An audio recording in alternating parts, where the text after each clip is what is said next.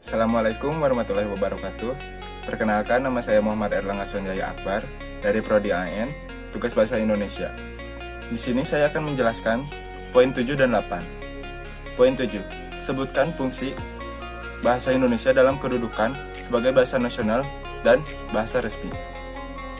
Sebagai bahasa nasional, yang pertama, bahasa Indonesia sebagai lambang kebanggaan nasional, yaitu yang mempunyai nilai sosial dan budaya luhur bangsa. Yang kedua, bahasa Indonesia sebagai lambang identitas nasional, yaitu yang berarti identitas kewarganegaraan seseorang agar dapat membedakannya antar negara, yaitu karakter, kepribadian, dan watak.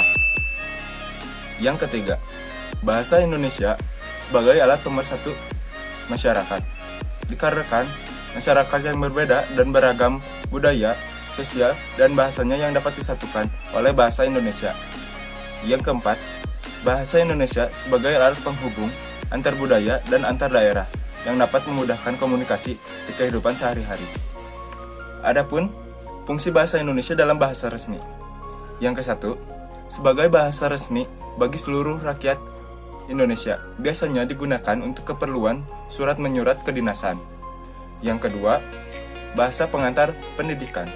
Dan yang terakhir atau ketiga, sebagai alat komunikasi bukan hanya bahasa daerah, bahasa Indonesia juga sebagai alat komunikasi, karena hampir seluruh rakyat Indonesia pasti tahu bahasa Indonesia. Poin 8. Sebutkan dan jelaskan 3 alasan kenapa harus bangga dengan bahasa Indonesia. Yang pertama, bahasa Indonesia bahasa yang kaya. Kenapa demikian? Bahasa Indonesia berakar dari bahasa Melayu, yang banyak dapat pengaruh dari pedagang Arab, Tiongkok, India, dan lain-lain. Yang kedua, bahasa Indonesia bahasa yang mudah sekaligus rumit, karena memiliki ciri khas sendiri, tidak seperti bahasa Inggris. Contohnya yang memiliki verba lampau dan saat ini. Yang ketiga, bahasa yang banyak dipelajari bangsa lain, tidak hanya di dalam negeri. Di luar negeri pun Indonesia dipelajari. Contohnya di Jepang, Australia, Ukraina, dan Korea Selatan. Sekian dari saya. Wabillahi taufiq wal hidayah. Assalamualaikum warahmatullahi wabarakatuh.